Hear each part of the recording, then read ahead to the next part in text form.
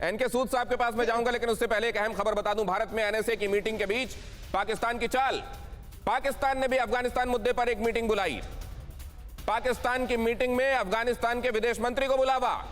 10 नवंबर को पाकिस्तान जाएंगे आमिर खान मुत्ताकी। 11 नवंबर को पाकिस्तान अफगानिस्तान की बैठक होगी।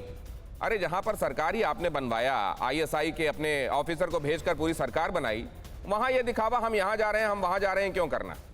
आप ही के लोग वहां सरकार में बैठे हुए हैं, आप ही जाके मिल लीजिए। आप मिलाएं एक बार, आपने उनको बुला लिया, ठीक है, ये आपस में आंख मिचोली खेलते रहिए, लेकिन क्या इससे अफगान लोगों को शांति मिल रही है? वहां की अगर ये मान लीजिए कि 5 करोड़ की आबादी है, उसमें से 2.5 करोड़ की आबादी अगर भूखे मरने की नौबत है उनके सामने, तो पाकिस्तान एक पड़ोसी के नाते चैन की नींद सो रहा है क्या? चमन बॉर्डर में जो कुछ चल रहा है, अफगानी लोगों को जिस तरीके से रोककर वहां उनके साथ जो दुराचार हो रहा है, वो पाकिस्तान को मंजूर है क्या? और अगर अफगानिस्तान में शांति के लिए एनएसएस की बैठक बुलाई जा रही है, तो यहां नहीं पहुंचना क्या दिखाता है पाकिस्तान की नीयत? और उसी समय पाकिस्तान के विदेश मंत्री, अफगानिस्तान के विदेश मंत्री तालिबान के राज में, जो तालिबान के विदेश मंत्री, उनको अपने यहां बुलाकर क्या दिखाना चाहता है? चीन पाकिस्तान क्यों भागे? चीन पाकिस्तान इस बैठक से क्यों भागे? क्योंकि आतंकवाद और विस्तारवाद वहां नसों में दौड़ रहा है। वो नहीं चाहते कि यहां पर जाकर, अगर यहां हमारे एनएसएस जाएंगे तो असल में यहां हमारा घेराव कर दिया जाएगा। ये जैसे ये यहां आपको परिक्रमा करते हुए दिखाई दे रहे हैं, उसी तरीके से आतंकवाद और विस्तारवाद के मुद्दे पर इनको घेर लिया जाएगा। और वहां घेरे जाने पर जवाब क्या देंगे? वहां जब कॉर्नर कर लिया जाएगा और तमाम मुल्क और उनके एनएसएस बोलेंगे कि जो नेशनल सिक्योरिटी वाले इंटरनल और एक्सटर्नल मैटर्स हैं, वो ज्यादातर आप लोगों की वजह से परेशानी में है मुल्क, और आप इसमें क्या करना चाहते हैं, तो जवाब क्या देंगे? एक्चुअली उस अजीब स्थिति से बचने के लिए, ऑकवर्ड सिचुएशन से बचने के लिए भी उन्होंने ये तय किया कि यहां जाकर तो हमारे पास जवाब होंगे नहीं, लिहाजा जाएं क्या हम? चीन और पाकिस्तान, तालिबान से अच्छी दोस्ती चीन की, पाकिस्तान तालिबान शासन में दखल, ये वहां की असलियत है। चीन अफगानिस्तान के खजाने पर नजर, आप जानते हैं वहां के रेयर अर्थ मटेरियल से लेकर वहां का पूरा जो नेचुरल रिसोर्सेस है उस पर आंख गड़ाए बैठा हुआ है चीन। पाकिस्तान आतंक की सबसे बड़ी फैक्ट्री बनना और उसको वहां से अफगानिस्तान से भी ऑपरेट करना, यह पाकिस्तान के एजेंडे में है। चीन अफगानिस्तान में भारत के प्रोजेक्ट को हटाना, भारत ने इतने सालों में वहां जो डेवलपमेंट के काम किए हैं, इंफ्रास्ट्रक्चर के काम किए हैं, वहां के लोगों की बेहतरी के काम किए हैं, उस सब को हटाना। पाकिस्तान तालिबान को कश्मीर तक लाना, और इसके लिए उसने कोशिशें भी शुरू कर दी हैं। सिल्क रोड प्रोजेक्ट की कामयाबी, one belt one road, Xi Jinping का सबसे एंबिशियस प्रोजेक्ट, उसको कामयाब बनाने के लिए चीन को अफगानिस्तान की जरूरत है। और पाकिस्तान अफगानिस्तान में भारत का प्रभुत्व कैसे भी खत्म हो, वो बेशक वहां के लोगों की भलाई के काम कर रहा हो, वहां के लोगों की बेहतरी के काम कर रहा हो, लेकिन भारत है, भारत तो हमारा दुश्मन है। भारत की वहां से उपस्थिति को समाप्त किया जाए, उसके निशान खत्म किए जाएं। भारतीय प्रभुत्व से ड्रैगन को डर लगता है, यह बात किसी से छिपी हुई नहीं है। और अगुआ भारत की ताकत से खौफ बढ़ा हुआ है पाकिस्तान में, यह भी किसी के लिए छिपी हुई बात नहीं है। अफगानिस्तान में कैसा तालिबान राज? सत्ता संभालते ही क्रूरता पर तालिबान उतारू हो गया था। अल्पसंख्यकों के सामने इस्लाम कबूल करने की शर्त रख दी थी। तालिबानी लड़ाकों ने जमकर मारकाट मचाई और डर के मारे अफगानिस्तान से लाखों लोग भागे। तालिबानी तेवर से आतंकियों के हौसले लगातार बुलंद होते चले गए। ये तालिबान सरकार के आने के बाद के हालात हैं, जिसको पाकिस्तान बैक करता है। एनके सूद साहब के पास जाना चाहूंगा।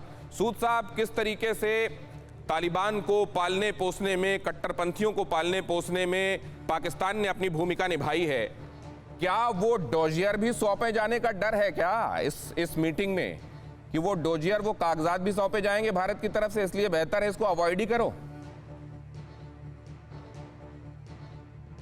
सूद साहब का वॉल्यूम दीजिए। सूद साहब इंश्योर कीजिए आप अनम्यूट नहीं है। आप अनम्यूट कीजिए, आप म्यूट हैं शायद। बोलिए बोलिए सर, बोलिए बोलिए। आवाज आ रही है मेरी? बोलिए बोलिए। देखिए, बेसिकली पाकिस्तान के पास कोई एजेंडा नहीं है, उसके पास एक एजेंडा है, कश्मीर। और इस कश्मीर के इशू को लेके पाकिस्तान आज वर्ल्ड में टोटली आइसोलेटेड है। पाकिस्तान ग्रे लिस्ट में डाला हुआ है। पाकिस्तान को टर्की सपोर्ट करता है, वो भी ग्रे लिस्ट में चला गया। चाइना को भी आज पूरा वर्ल्ड इग्नोर कर रहा है। पाकिस्तान ने 1948 से अपने बॉर्डर को अलाउ नहीं किया कि इंडिया से कोई गुड्स अफगानिस्तान चली जाए, इसीलिए इंडिया ईरान का रास्ता खोल रहा है। आप देख रहे हैं यहाँ पे जितनी भी कंट्री पार्टिसिपेट कर रही हैं, सारी चाहती हैं कि इस रीजन में पीस हो। पाकिस्तान एक ऐसी कंट्री है जो एक टेररिस्ट कंट्री है और ये अपनी गलती मानने को भी तैयार नहीं है, ना अपनी गलती सुधारने को तैयार है। इसके पास किसी भी मीटिंग में अपने आप को प्रेजेंट करने के लिए कुछ है ही नहीं।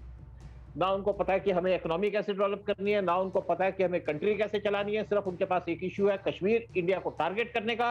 और यहाँ पाकिस्तान अगर इस मीटिंग में आ जाता तो पाकिस्तान क्या करता? पाकिस्तान को पता है वो एक्सपोज हो जाता, क्योंकि यहाँ बात किस पे होनी है? टेररिज्म पे। टेररिज्म को सपोर्ट कौन करता है? पाकिस्तान। यहाँ बात होगी मिलिटेंसी के ऊपर, उसको कौन सपोर्ट करता है? पाकिस्तान। अफगानिस्तान की गवर्नमेंट के अंदर तालिबान को पाकिस्तान ने इसलिए सपोर्ट किया है कि वो सोचता है कि उसके आने से वो इंडिया को अटैक कर सकेगा या नुकसान पहुंचा सकेगा। लेकिन पाकिस्तान की ये जो सारी गलतफहमी है दूर है, और इस टाइप पे पूरी वर्ल्ड की कंट्रीज वो इंडिया के साथ है। G20 मीटिंग हो, वहां पाकिस्तान के पीएम नहीं पहुंचते, बाकी की जगह भी इनको बुलाया जाए। अच्छा, समझ गया। ये सूद साहब आपने इंपॉर्टेंट बात कही है। एयर मार्शल शाहिद लतीफ से इसका जवाब लेना चाहूंगा।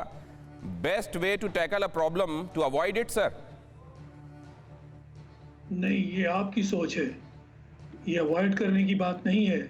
हम हर उस चीज़ को फेस करना जानते हैं जिसमें हमें शामिल किया जाए। ये अफगानिस्तान वाला जो मामला है, ये आप अपने मुंह मियां मिट्ठू ना बने। अमेरिका ने क्या कहा था शुरू में, जो आपका दोस्त है, हम तो वो दोस्ती निभा चुके, अब आप निभाइए। उन्होंने कहा था कि हिंदुस्तान को लीडिंग रोल मिलेगा, वो फिर मिला। ये अमेरिका को और अफगानिस्तान को टेबल पर लाना जो था, ये किसने किया? पाकिस्तान ने किया।